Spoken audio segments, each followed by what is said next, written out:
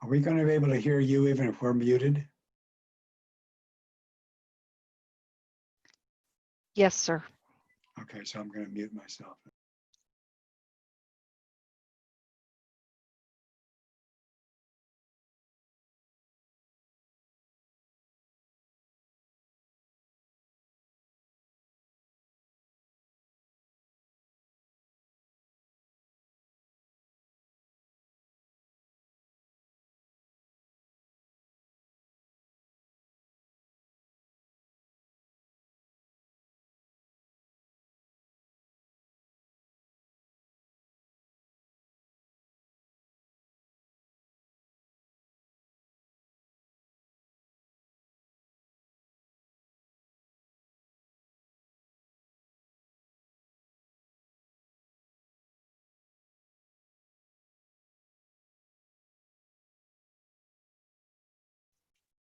Thank you for attending 2020 Sunstone Digital Symposium Session 364, titled The First Vision in Poetry. The audio from this session will be available for purchase at sunstone.org after the symposium. The video recording of this session will be available in the Whova app for approximately 3 months, beginning at the end of August 2020. Please type your questions in the Whova app to be addressed during the Q&A session or shortly thereafter in the app itself. At Sunstone, we are making it a goal to build a community that allows many ways for people to express their faith. Our tagline is, "There's more than one way to Mormon." We invite you to help us build a community where all paths are given space to be better understood. Please support us in our mission by making a donation and subscribing at sunstone.org. About this presentation. 200 years ago, Joseph Smith walked into the woods near his family farm and experienced the founding vision of the Restoration. While theologians and scholars have debated the veracity and contours of Joseph's theophany, painters and poets have attempted to capture its essence in pigment and verse. This session presents examples of both visual and verbal expressions that have attempted to capture what happened on that spring day in 1820 when the heavens were open to usher in the last dispensation. We will include examples of Latter-day Saint art and readings of Latter-day Saint poetry. I will take a second to introduce you to our speakers before we begin. Dana Peterson is the author of Titania in Yellow by Pork Belly Press, 2019, and If Mother Braids a Waterfall by Signature Books, 2020. Her creative work has appeared recently in Gulf Coast, Ruminate, Sugar House Review, Thrush, and Tupelo Quarterly. She is the founding editor-in-chief of Psaltery and Lyre and co-editor of Dove Song, Heavenly Mother in Mormon Poetry. She was a co-winner of the 2019 Dignity Not Detention Poetry Prize, judged by Lilia Kaminsky. She has been a Sustainable Arts Fellow at Mineral School Artistry Residency. Bruce Jorgensen says The Light Can't Come Down was inspired or provoked or evoked by Boyd K. Packer's February 1976 address at BYU titled The Arts and the Spirit of the Lord. Of several dozen poems he has written and published, it seems to have the most and longest legs. Catherine Knight Sontag received a Master of Landscape Architecture and Environmental Planning from Utah State and works as a land planner and writer in Salt Lake City. Her passion for writing about the transcendent in the land began as a child and shapes her first collection of poetry, The Tree at the Center by BCC Press, 2019. She currently serves on the poetry board of Segal. Dennis Clark normally disguises his participation in poetry readings under the moniker Pun DMC. Sometimes when he is delivering a screed against the trumpeting in Washington, he denominates himself as Washington Pun DC. But on this occasion, he is proud to sail under the banner of his full name, Dennis Martin Clark, which he was adorned at birth, lo, these many years ago. Javin Tanner is an actor, poet, playwright, and director. His most recent collection of poetry, The God Mask, was published in 2018 by Aldrich Press. He is the artistic director of the Sting and Honey Company and Dean of Arts at the Waterford School. Clifton Jolly is an essayist, poet, and provocateur whose writing and productions have appeared in the Ensign, BYU Studies, Sunstone, Dialogue, Salt Lake Tribune, Desert News, Huffington Post, New York Times, Western Folklore Quarterly, A Believing People, PBS, and elsewhere. R.A. Christmas has been writing and publishing poetry and fiction in Dialogue, Sunstone, and other journals for over 50 years. He was recently awarded a Lifetime Achievement Award by the Association of Mormon Letters. His collected fiction and 8 books of poetry can be found at www.lul.com/spotlight/R.A. Christmas. Bob Reese has poetry that has appeared in a number of journals and anthologies. His collected poetry, Waiting for Morning, was published by Zarahemla Press in 2018. His A New Witness to the World, Reading and Rereading the Book of Mormon is forthcoming from BCC Press. Gloria Gardner Reese is an educator and nutritionist, has training in cultural communication and integral adult development. She devoted years to the Utah Symphony Chorus and Babcock Performing Readers and has taught in Alaska, Utah, China, and India. She lives currently in Marion County, California, where she is involved in interfaith and prison ministry work with her husband, Bob. She is also the mother of 6 and grandmother of 10. I will now give the floor to our presenters.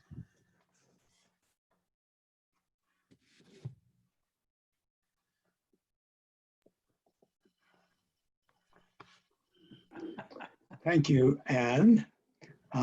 You saved me the task of reading those introductions. So we can begin with my introduction to this session. And I think that hopefully we will have everyone who's participating in this join with us soon. Every theophany, every angelic visit, every revelation is an act of love, even if at first it may not seem so. In her poem, Annunciation, Marie Howe speaks this truth in Mary's voice. Even if I don't see it again, nor ever feel it, I know it is. And that if once it hailed me, it ever does.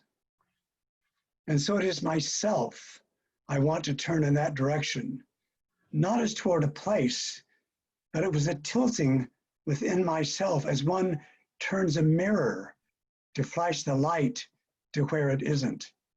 I was blinded like that and swam in what shone at me, only able to endure it by being no one. And so specifically myself, I thought I would die from being loved like that. Having studied the various versions of the first vision, I consider the following the most significant sentence in all of the versions. It's the first one that Joseph Smith did, and in his handwriting. My soul was filled with love, and for many days I could rejoice with great joy. The Lord was with me, but I could find none that would believe the heavenly vision. Nevertheless, I pondered these things in my heart. It is significant that the American prophet uses the same words Mary spoke in her Magnificat. If every heavenly visitation is an act of love, one could also say that every act of love is an invitation to poetry. In his Rendering the Ineffable Effable, treating Joseph Smith's first vision in imaginative literature, Richard Craycroft chronicles various attempts by Latter-day Saints / Mormon writers to capture what happened on what I have come to believe was Easter Sunday, 1820. Craycroft observes, quote, repeated and heartfelt recitations of the event, together with testimonies sought, gained, and uttered regarding its divinity, have, over time, transformed the first vision into the kind of profound story that presents an organizing framework and direction for a people and enables them to make sense out of the world by providing a theory about how the world works. Craycroft's article, which was published in BYU Studies, includes various treatments of the first vision in fiction and poetry, including one of his own brother, Paul Craycroft, rendering that vision. Craycroft's article also includes the poems of two of the people who are reading today, Emmylou Thane and Bruce Jorgensen. So today we have a group of 8 poets, each of whom has approached the first vision with a vision of his or her own ideas as to how to, quote unquote, translate what might have happened on that day in a way that we may make sense about or find sensibility in how the world works, or at least how it worked on that particular day. After the readings, if there's time, we will open the discussion to those of you participating in the session, as well as the participating poets, to ask the writers about their poetic explorations and renditions. We will now begin with the reading of the poems, and our first poet, our first reader, is Javen Tanner, and we will turn the time to him. Thank you, Bob. So the poem I'll be reading is simply titled First Vision, which might seem a little pat for this reading, but it was actually written, I was invited to write a poem and contribute to a collection of poems about Heavenly Mother. And so I imagined a poem about her in the style of the First Vision. And the poem mixes Greek mythology with Judeo-Christian scripture and also the language of Joseph's first vision. And so without further ado, here is First Vision. Javen, if you'll just excuse me for a minute, and I can't share a screen with what is on my screen.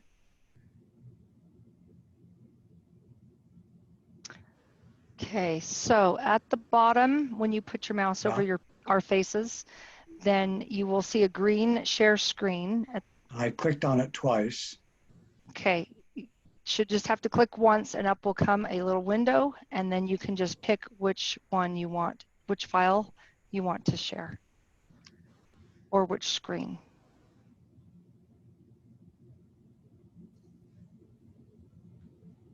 Something's coming up.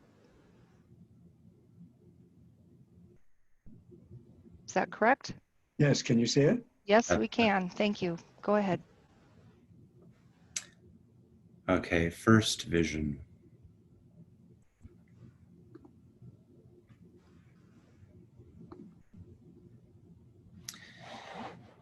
In a grove of laurels, I watched my sisters stretch their limbs to finger pillars of light. They swayed and whispered together, their leaves like tongues, green with envy, guessing at your name. Mother, they sighed. We ran from temptation. We prayed to Father, but our toes dipped into the warm, wet world. Our fingers burst with wild buds. Is this purity, Mother? Is this virtue? I tried to upbraid them for their foolishness, but I could not speak. I coughed a thick darkness until it surrounded me, until my brothers, satyr-faced and ashamed, peeked from their hiding places. They sang of beauty, your beauty, which they had never seen. They danced, ecstatic and Oedipal, tearing at their eyes. Mother, they sang, we were lost in the woods. When we prayed to Father, he separated us from the sheep, left us for the stray lamb. Remember your goat-headed boys, Mother, seething in your milk. The song stopped short, and they scattered. It was not moonlight when it fell, not moonlight when it rested upon me. It was clarity, warm and wise, when it circled me. And I saw you, and I saw myself in you, kicking in a womb of glory, waiting to be born again. Thank you. The next poem is by Emily Thane, being read by Gloria Reese. I'm unmuted. Emmylou wrote this after a Malaysian form, a pantun, and it has a pattern of repeating lines that gather weight and freight. The comet is a startling light. Suppose he really saw the vision, God, the angel. My church owns the story, Joseph in the Grove, 14. A supernatural sight of extraordinary beauty and significance while praying for a truth that had eluded others. My own church owns the story, Joseph in the Grove, 14, not unlike Joan, young Buddha, or Muhammad, while praying for a truth that had eluded others. From unusual encounter, the gift more than surprising. Not unlike Joan, young Buddha, or Muhammad, it had to be believed, the unbelievable. In unusual encounter, the gift more than surprising. Looking through binoculars, the night I found the comet, it had to be believed. The believable, the unbelievable. The meteor, the incandescent sparkler writing names by Pleiades. Coming through binoculars the night I found the comet. More than white on black that no one else could see. The meteor, the incandescent sparkler writing names by Pleiades. Suppose he really saw the vision. God, the angel. More than white on black that no one else could see. A supernatural sight of extraordinary beauty and significance.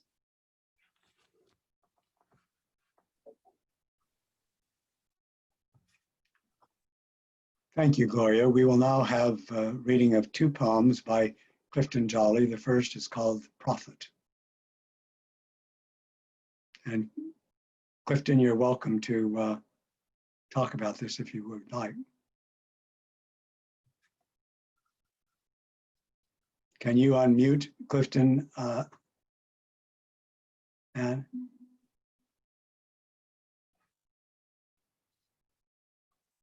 hello? I'm trying to. Okay, there he is. There you go. I'm good. I'm not good, but I can now be heard. This first poem was published, oh golly, 4 decades ago in Dialogue, and this issue of Dialogue. And it was met with some objection by one, perhaps more of the brethren. Boyd K. Packer didn't like it at all. I think he didn't like it because of the woodcut that James Christensen, who is well known now for his art, did for the poem.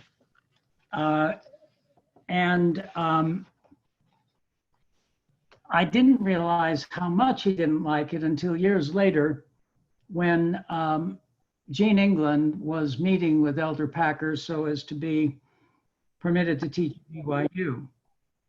And driving away from one of his meetings, he called me and he said, I now know exactly why Elder Packer doesn't like dialogue. And I said, well, tell me. And he said, well, I asked him directly, and he went to his bookshelf and he pulled off an issue of dialogue with a marker in it. And it opened to your poem, Prophet. And he said, that's the reason.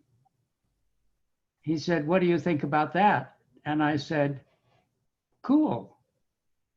And he said, maybe, but were it not for your poem, dialogue would be in every chapel, sitting right next to the hymnal in the pews. He was joking, of course, but it was a joke that he did not let me forget. Prophet, no beauty that we should desire him. The common cripple to the south of Palmyra dreamed God the Father, the Savior's Son, and though clerical tradition predetermined his doom, can never, never, never search kid's treasure again. Stout, paunched, hook-nosed mystic though he was, who gimped his way from 14 on through the dark, deep furrows of New York farms to Ohio, Missouri, Illinois, and beyond.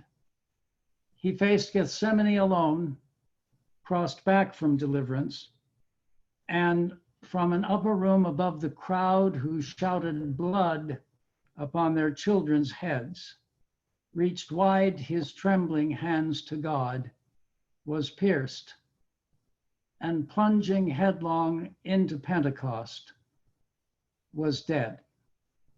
I discovered sometime later that the things that Elder Packer didn't like about the poem was referring to Joseph as a cripple, as paunchy, in ways that are not romantic. Had I had the opportunity to explain to him, I would have explained that I'm a cripple. I'm a tad paunchy. Those are things that permitted me to relate to the prophet. Joseph. God speaks in riddles, prophets and witches telling truths by halves. Metaphor impossible to needle through, from warp to woof to heaven's hound. Macbeth's late discovery of what Joseph never knew.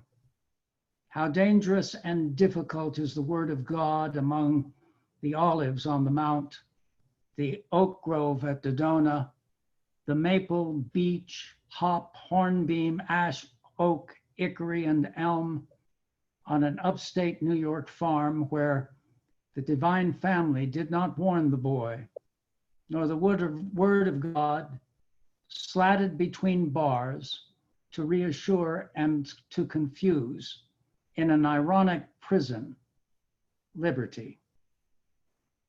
O God, where art thou, and where the bright pavilion of thy darker hiding? How long, O Father of the morning, refuse enlightening the dim dominion of Sheol, that by thy hand is condemned to gloom, though of a moment you might brilliantly imbue such rolling waters, not remain impure. God's commandment, endure.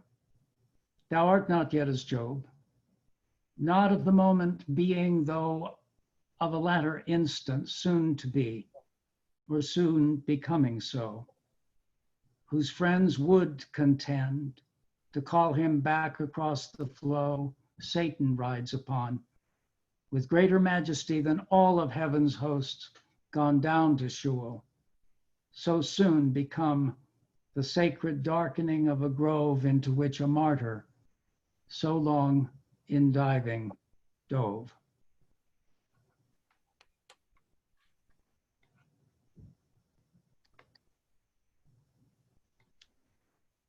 Dana Patterson will now read her poem, God the Mother Speaks of Trees.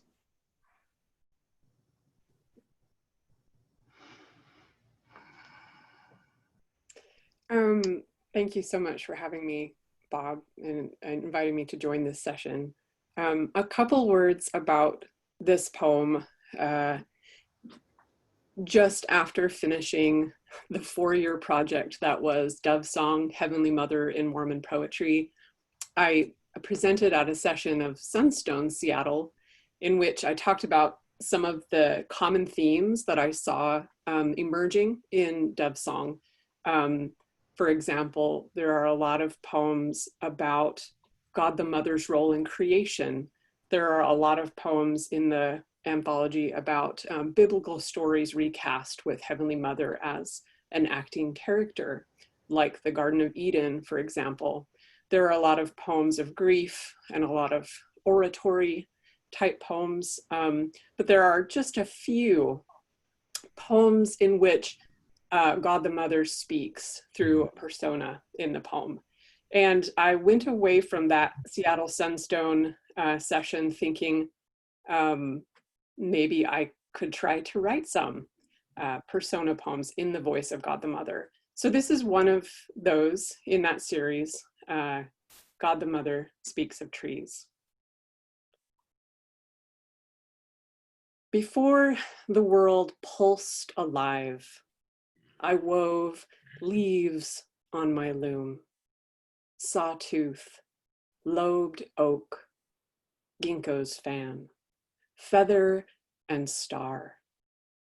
In my maker's lab, I spun and plaited strands of cells, xylem and phloem, filled groves and named them sacred. My votaries seek the loam of my presence under shive light and insect frass lit to a haze of gold. Here, I've appeared since the beginning, clothed in soft green glow of lamb's ear and lichen thallus, my gray braided with witch's hair.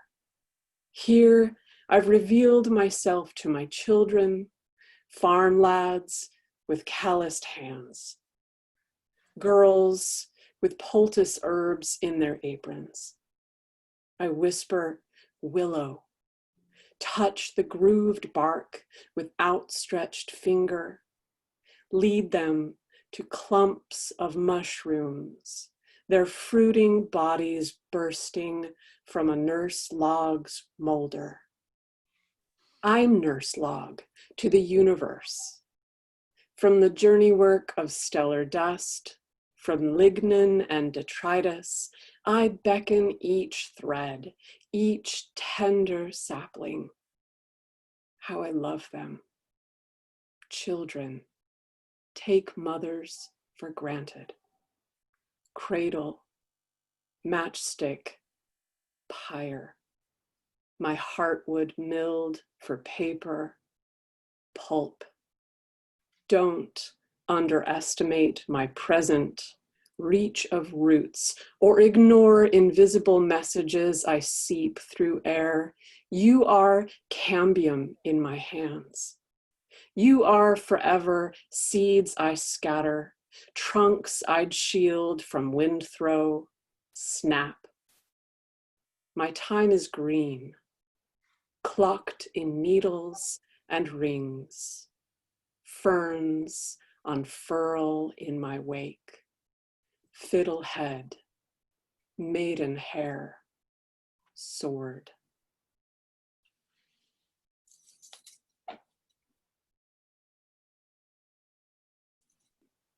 I think we can all thank you for, and your co-editors for Dove Song. It is one of the significant and beautiful collections of poetry, significant to the Latter-day Saint tradition, and it's nice to have this. Thank you, Bob. Next reader is Dennis Clark, and Dennis is reading from a longer poem, Rough Stone, Rolling Water.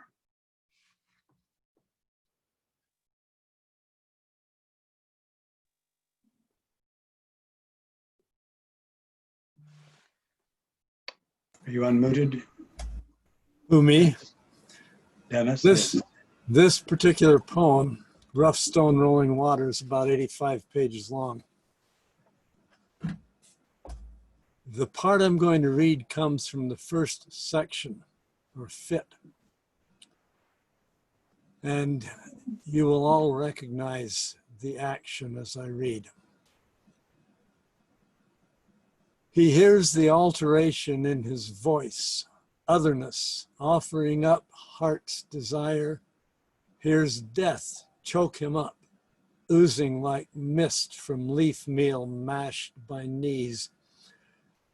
Sucked like smoke, it settles in lungs, molds like web to mouth and cheek, follows breath through face and gullet, rot, mold, mildew, slime, gag and tickle, choke the telling.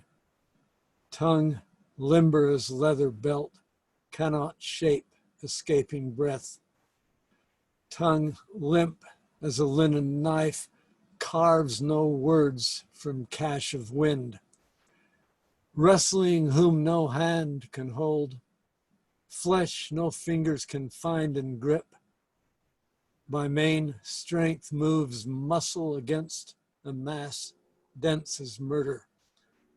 Chin trembles, tongue cleaves to roof, curls against its root, rolls out, rolls in, as Joseph rocks in cradle, coffin, crossed up, thrown, drunk on despair, sunk in destruction, fighting a power that pricks his flesh like winter wind, that wounds like love withheld, that flays his flesh with laughter, twisted, thrown, thrashed, taxed, sunk in a pit, already a slave sold by a family settling for less.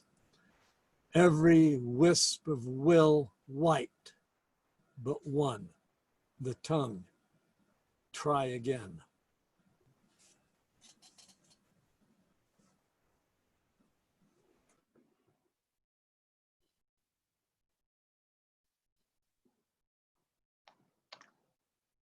Catherine Knight Sontag will now read her poem, The Grove.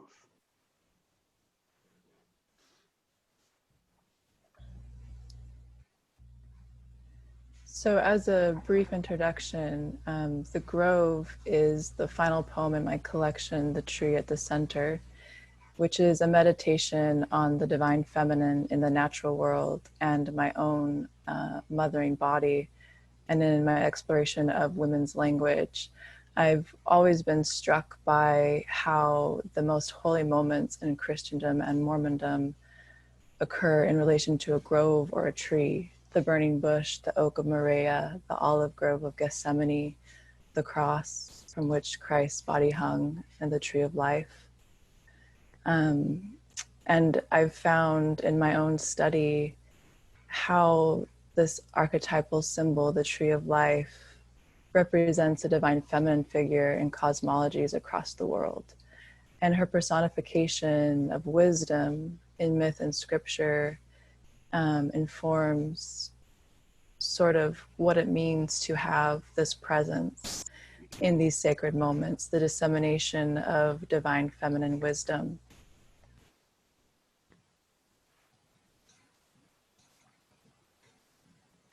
The Grove. Joseph enters. A beetle weaves a shock of orange through early decay, dogwood, and wild rose rouse under beech and elm. A collective sigh waves the canopy above, dilating the distant blue. From his lips, a cry. Mother, her thousand ears, her thousand eyes, her fragrance, suffusing, opens the heavens upon her son, pillar descending, held to her chest, flat on his back, in the seat of the throne, in her thousand branches adorning the long climb into the milky stars, legs gripping the murky underworld, hosts and hosts. and hosts and hosts.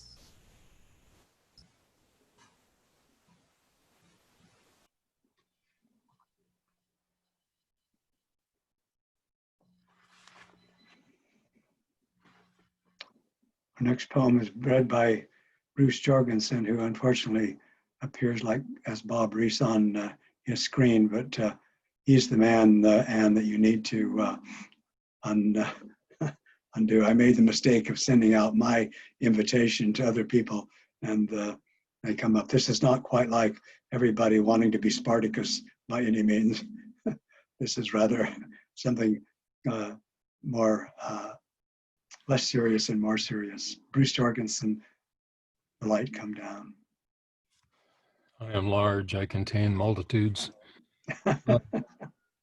I'm not trying to express the ineffable in this poem, but rather trying to respond to the received account of an ineffable event. Capital E, event, a word I would now use in the sense that many postmodern thinkers give it, though I swear I did not think of it that way at the time. And I'm doing this in idiom that I'd call native to me, and an idiom that I like to suppose Joseph Smith could have found congenial, a country song or country and western. A little bit later on, we could even call it cowboy poetry, I suppose, but I was never a cowboy. I did herd some sheep just once. That was enough. Joseph Smith was a hick, and I was a hick, and am still more or less a hick. So it sort of seems natural to use common meter, a certain kind of refrain, and all of that. On Sunday, the 1st of February, 1976, Boyd K. Packer gave a BYU multi-stake fireside address titled "The Arts and the Spirit of the Lord." And I listened at home on the radio, probably taking a break from grading papers or trying to prepare texts and notes for the classes the next day. And in that address, which I recommend rereading very, very carefully, it's a very complicated text. But Elder Packer said this: "Now, again to music." I'm sorry I can't imitate his voice. "There have been a number of efforts to take sacred gospel themes and to tie them to modern music in the hope of attracting our young people to the message. Few events in all of human history surpass the spiritual majesty of the first vision. We would be ill-advised to describe that event, the visit of Elohim and Jehovah, in company with rock music, even soft rock music, or to take equally sacred themes and set them to a modern beat.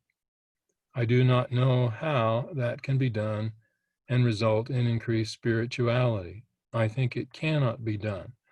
Well, I wasn't at that time a fan of very much rock music, but I thought, well, wait a minute. And granting that no one can say how much spirituality might increase on the basis of, say, country music, I thought, I think it might be done. And I'm not sure if it took a week or 2 weeks, but eventually here came this lyric. I'm not a good enough musician to create a chord progression or a melody for this. I know one pretty good musician who's tried, and I kind of like his version. His name is Benton Paul. And I don't know if you can look this up anywhere or not. It's not quite the way I want it to sound. I think I must have had Hank Williams in my head. Maybe a little more recently, some of John Denver. Thank God I'm a country boy. John Denver was singing back around that time. Anyway, I had been, as I say, a hick kid. I'd sweated in the relentless summer suns of Sevier Valley. and I'd listen to hours of country and Western music on radio station KSVC AM out of Richfield, Utah. And so I was soaked in this. If I'd been smart, I'd have taken Johnny Cash for my role model, but I didn't. And this was all before KOMA came blasting out of Oklahoma City with 1,000 watts and delivering all the rock and pop any teenager could have wished for. And we kind of all switched over to that. As a graduate student in upstate New York for 6 years, I learned something about how summer humidity there augments a body's own sweat. So it wasn't too hard to imagine myself somewhere near, though not inside, the skin of Joseph Smith, a young Joseph Smith, before the season got really hot. The light come down. Just a dusty country boy praying in the trees, knocked out, flat and speechless, again up on his knees, and the light come down, Lord, the light come down. Sharper than suns he sweated in, it slapped that April mud. It withered the one that threatened him and stunned him where he stood. Yes, the light come down. Lord, it did come down. And he was just 14, mixed up and read your book and took you at your word and asked, and Lord, you let the light come down. Oh, Lord, a coming down. Old Adam had a farmer's son, and Abraham did too. All made of mud, but you made him good and brought him home to you. For the light come down. It always did come down. So Lord, look down on country boys that stink and puzzle and pray, and strike the light to blind their sight and make their night your day. Oh, let the light come down. Yes, bring the light on down. And bless you, Lord, for country boys, each hungry mother's son treading the furrow his father plowed, just like your single son, when you and him come down, when you, the light, come down. Thanks. Amen. Clifton, was that awe? Awe and wonder. A wonder, yes, wonder too. And confidence that Elder Packer would have liked my poem better had he read yours. I fear so. I fear so. Is Robert Christmas with us? Bob, are you among the living? Bob, He's not make it? Cows. Well, don't know quite what happened to Bob Christmas. I'm not sure what to do about this poem, except maybe to read it or to have somebody read it. Anyone want to venture that?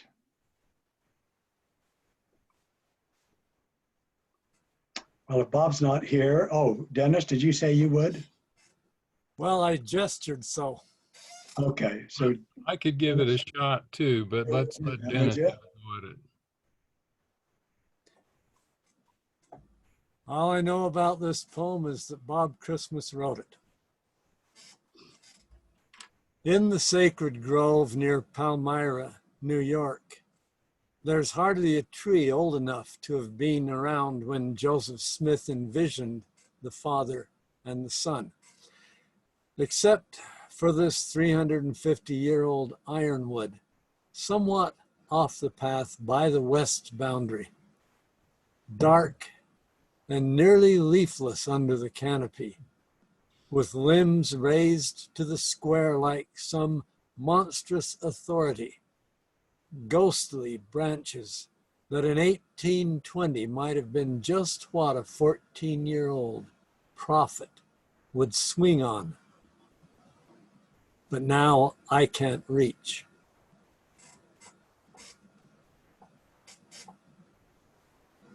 and none of us can.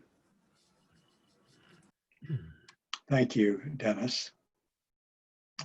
I was inspired by Dove's song and tried to write a few poems that about our Heavenly Mother. And putting this panel together, I thought about her being in the sacred grove. It seems inexplicable to me that she wouldn't have been. And so this is my attempt at trying to position and place her there. It's called Prism, and I illustrate it with a few images that relate to the poem. Prism. They had agreed that if she were seen, the boy wouldn't be believed in seeing them. Nevertheless, she was there, her iridescent sphere a corona over their column of sun, reflecting, refracting the morning. The flowers turned to her, the green of the trees grew greener as the fruit trees burst their chroma. She listened to the voices, saw celestial beings in the boy's eyes. Afterwards, she watched him home, the bend of her bow over his mother's house, where he collapsed. That night and many nights he dreamed her. Later, it hovered the holy fire over Kirtland, sheltered the long march to the Missouri, and bent over the new temple at Nauvoo. Nearing the end, standing on the far side of the great river, he saw the double bow in the east and turned toward Carthage.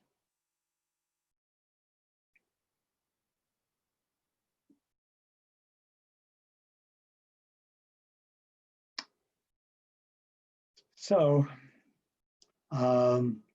we have some time now, I think, for a little bit of time for questions. And if any of you who has read wants to speak, let me just say that what a wonderful thing it is to hear such a variety of poetic voices and expressed in such a unique poetic language and various forms. It's quite lovely, and I appreciate all of you who have read today and all of the work that goes into making your poems.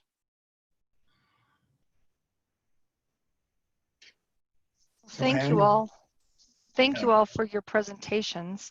The poetry was just fabulous.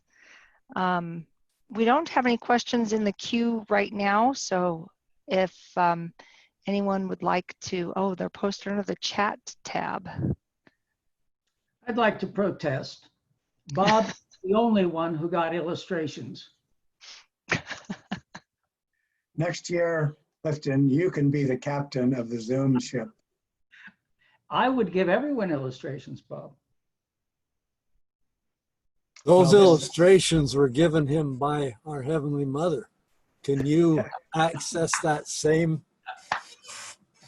There you go, Dennis. This session was supposed to have been happening at the Latter-day Saint Center for the Arts in New York in June.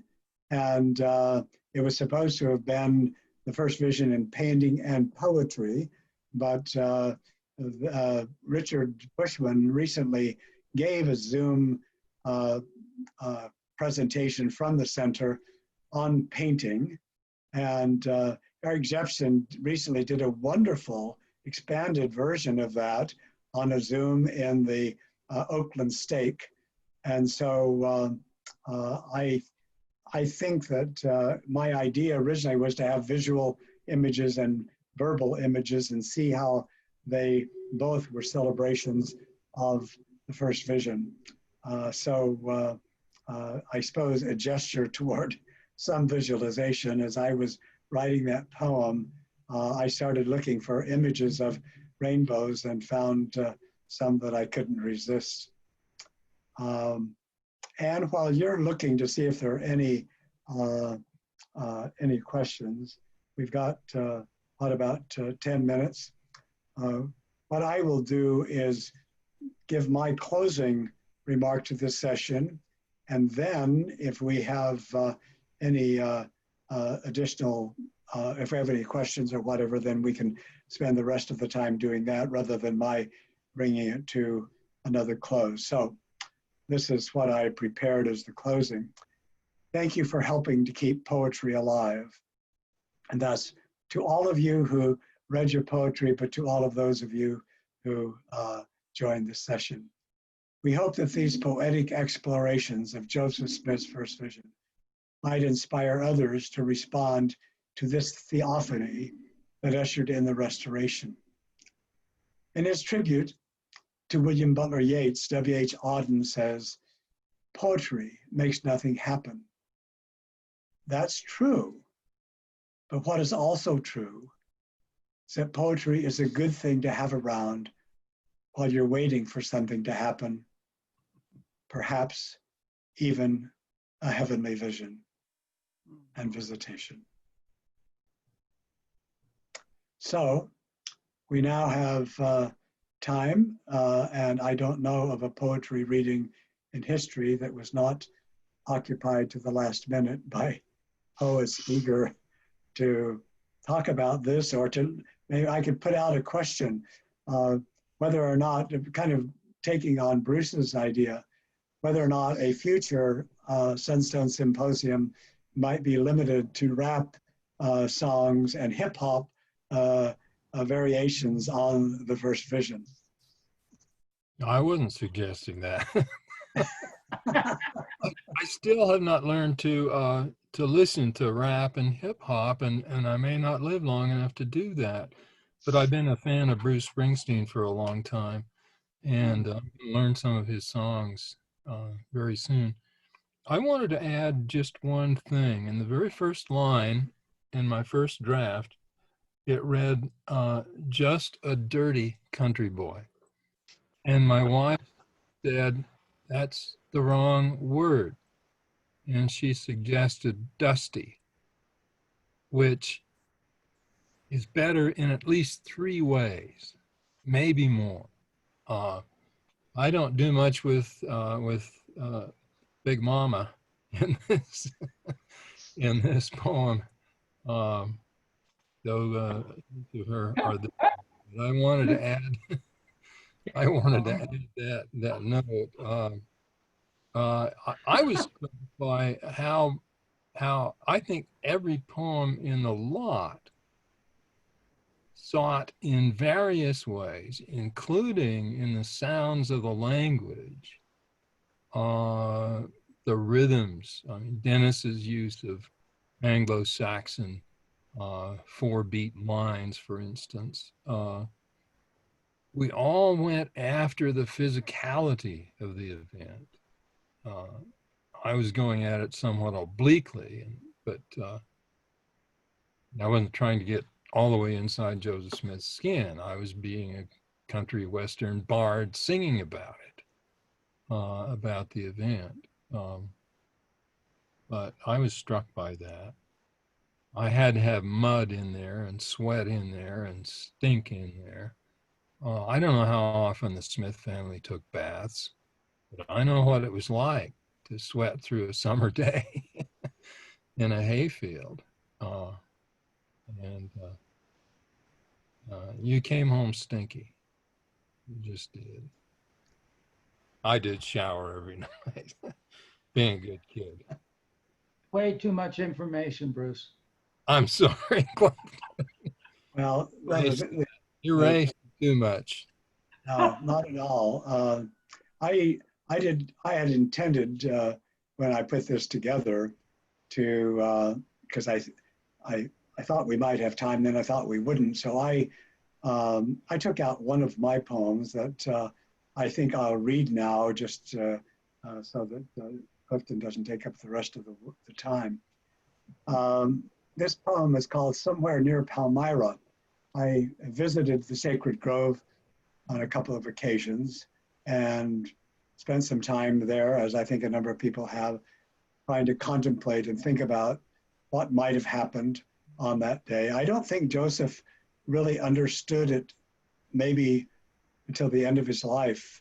I think he probably wondered, what did I see? And when other people were telling him he couldn't have seen what he said, I wondered if he might have begun to have questions about what he saw.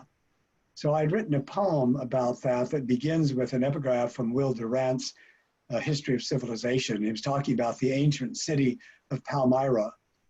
And he says, the glory of the city was the temple of the sun. And so this is my poem called Somewhere Near Palmyra. He saw something that morning, deep among the new leaves burning against the eastern sky. The sun and suns, radiance enfolded in oak and elm, visages of light, luminous as sear stones, rinsing the still grasses. Personages of fire, jasper and cornelian, dispersing the morning dew. Images that bore him through dark of night, terror of loneliness, betrayal, the ache of small graves, the death from the prison window where, wings collapsing through the summer air, he fell. And I know, kneeling among the barren trees this winter morning, where no bird song rings among the bush and no leaves spring green, where darkness thickens and gathers and my tongue is a fish under the river's roof, that I too see what he saw, sun, light, and fire, images of glory flashing through the morning mist. And I thank you, Bruce Jorgensen, for some of the refined lines in that poem. You may not remember, but you saved me from some embarrassment by helping me to do that better. And I think that's also one of the things that poets do, is they help one another. Robert. How come my name says, how come it says Bob Reese on my face? Because I read your poem, but if you would read your poem, we would love that. I thought, is it all, am I late? I thought, when did this thing start? We've got 4 minutes, which is just enough time for you to read your poem. You're on Pacific time, Bob. No. Oh, you're on Pacific time. Well, No, we're on Mountain time. You are on Mountain time. You're on, as Clifton calls it, what, Zion Standard Time or something like that? They're lying, Bob. We started early so we'd all have more time. That's all. It's just, I think it's just as well. Do you have your poem in front of you? I've got a little preamble that I've got to give. Okay, well, why don't you give it? You want me to bring the poem back up and put it on the screen? Not yet. I don't want you to do it yet. Okay, I'm not going to do it at all if you have a copy. I have a copy, but I think I put it up on the screen. Otherwise, I mean, the 10 people that are watching can look at it. I think I've unshared my screen, haven't I? More or less. More or less. So you better. Not yet. Not Dennis yet? already read it. I tried to stop him. I told him you'd be here. Well, you know, that's just because I'm on Mountain Daylight Time, and I got it wrong. Okay. But should I say my little 2-minute thing? No, you should say your 2-minute thing and I'll find your poem. All right, here's my 2-minute thing. This poem is based on an experience I had in the sacred grove.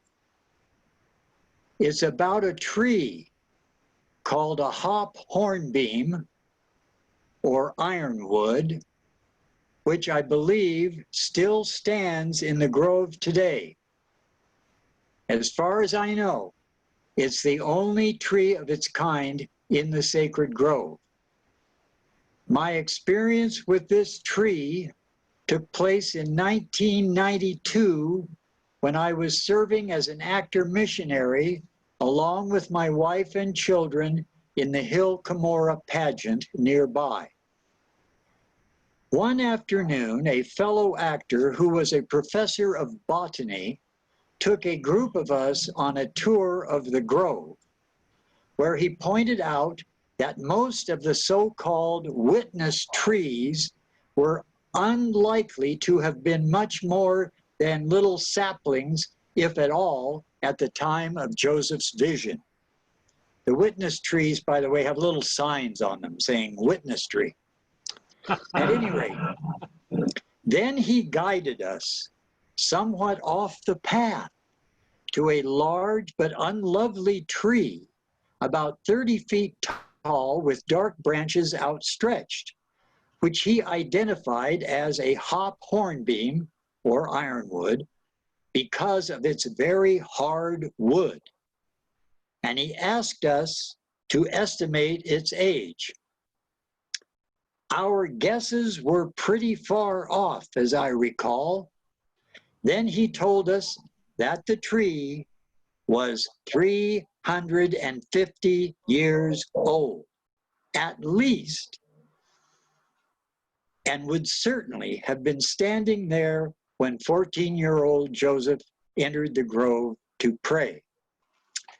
Even though I was a missionary at the time of this experience and later, I was still struggling spiritually, as we all do at times, feeling that I was not living up to my testimony. Hence the poem. So why don't you read it, Robert?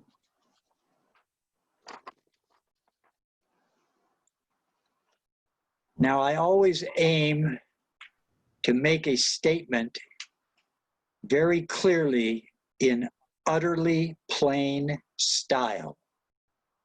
So here you go. Hop hornbeam.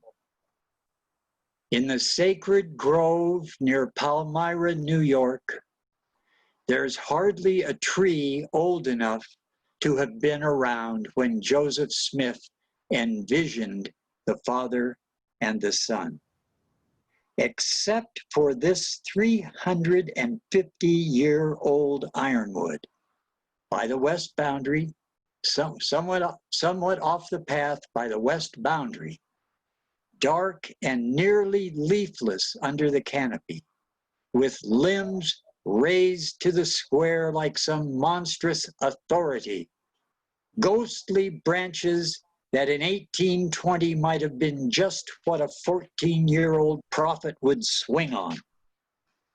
But now I can't reach. We're glad that you came on in time to do that, Robert. It's a pleasure to have you Glad to be here. closing out our session.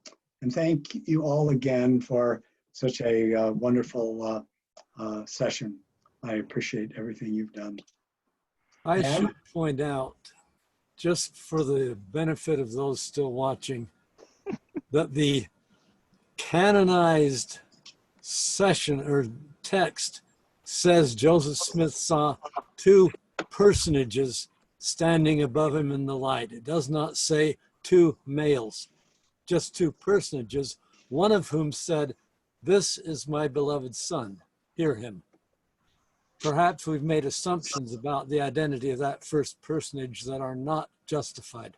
Well, listen to Janice Allred's Sunstone session today, and you'll get a full scholarly commentary on that. Thank you again. And thank you for hosting us. You are very welcome, sir. I would love to go have a little chat with all of you in the same room. It would be like comedy poetry. It would be the best thing ever. I do want to note that it now says Seer Bob on Dennis's name instead of Bob Reese. That's hilarious. Yes. Okay, That's everybody. just Bob Reese spelled backwards. Right, it is, but it's still funny. Anyway, thank you. Our time is up, and I would like to thank you all for attending and for all of you lovely poets for sharing your talent with us and blessing us this day. And also thank everyone for supporting Sunstone. Have a wonderful afternoon.